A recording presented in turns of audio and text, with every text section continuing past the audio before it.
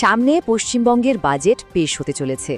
আচ্ছা, এটা কি শুধুই কিছু সংখ্যার হিসেব নিকাশ, নাকি এর আড়ালে লুকিয়ে আছে ২০২৬ সালের বিধানসভা ভোটের কোনো বড় রাজনৈতিক পরিকল্পনা? চলুন এই বিষয়টাই আজ একটু তলিয়ে দেখা যাক। তো প্রশ্নটা এখানেই উঠছে যে আমরা কি একটা রাজ্যের আর্থিক পরিকল্পনা দেখতে চলেছি, নাকি এটা আসলে ভোটের ঠিক আগে একগুচ্ছ নির্বাচনী প্রতিশ্রুতির প্রথম ঝলক? এই বাজেটের প্রত্যেকটা ঘোষণার পেছনে কিন্তু এই প্রশ্নটাই ঘুরপাক খাবে। চলুন এবার একটু গভীরে গিয়ে দেখি ২০২৬-এর ভোটের ঠিক আগে এই বাজেট অধিবেশনটা কেন এত শোরগোল ফেলছে, কেন এটা এতটা গুরুত্বপূর্ণ হয়ে উঠেছে। ব্যাপারটা একটু বোঝা যাক। দেখুন, এই বাজেট অধিবেশনটাই কিন্তু বর্তমান সরকারের কাছে নির্বাচনের আগে শেষ বড় সুযোগ। আর এই অন্তর্বর্তী বাজেট পেশ করছেন রাজ্যের অর্থ প্রতিমন্ত্রী চন্দ্রিমা ভট্টাচার্য। সব মিলিয়ে পরিস্থিতিটা বেশ ইন্টারেস্টিং। আচ্ছা, এবার আসা যাক এই বাজেটের সবচেয়ে চর্চিত আর বিতর্কিত বিষয়গুলোর একটায়, আর সেটা হলো সরকারি কর্মীদের মহার্ঘ ভাতা মানে ডিএ। তার আগে চলুন চট করে বুঝে নিই এই ডিএ বা মহার্ঘ ভাতা জিনিসটা আসলে কি। সোজা কথায়, বাজারে জিনিসপত্রের দাম যে বাড়ছে তার সাথে তাল মিলিয়ে চলার জন্য সরকারি কর্মীদের বেতনের সঙ্গে যে অতিরিক্ত টাকাটা দেওয়া হয় সেটাই হলো ডিএ। আসল সমস্যাটা লুকিয়ে আছে এই বেতন কমিশনের কাঠামোর মধ্যে। রাজ্যের সরকারি কর্মীরা এখনও ষষ্ঠ বেতন কমিশনের আওতায় বেতন পান, আর অন্যদিকে কেন্দ্রীয় কর্মীরা কিন্তু সপ্তম বেতন কমিশনের সুবিধা পাচ্ছেন। এখানেই ফারাকটা তৈরি হচ্ছে। আর এই ফারাকটা যে কতটা বড় সেটা একবার দেখুন। রাজ্য কর্মীরা ডিএ পাচ্ছেন মাত্র 18%, আর সেখানে কেন্দ্রীয় কর্মীরা পাচ্ছেন 58%, মানে একটা বিশাল পার্থক্য।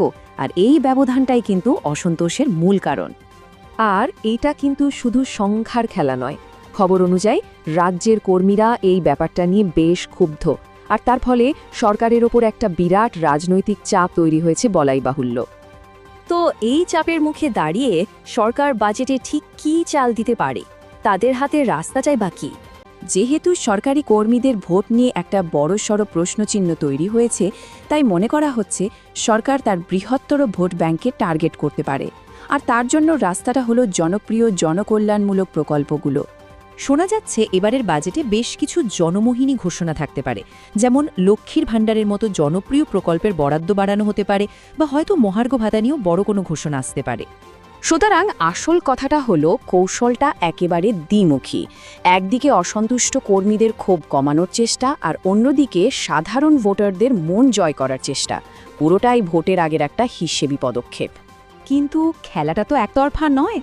একদিকে যেমন শাসক দল নিজেদের কৌশল সাজাচ্ছে, তেমনই বিরোধী দলও তৈরি হচ্ছে এই বাজেট অধিবেশনকে একটা রাজনৈতিক যুদ্ধক্ষেত্র বানিয়ে তুলতে।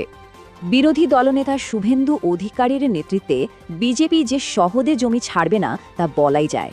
মনে করা হচ্ছে সরকারের প্রত্যেকটা পদক্ষেপকে চ্যালেঞ্জ জানাতে তারা পুরোপুরি তৈরি।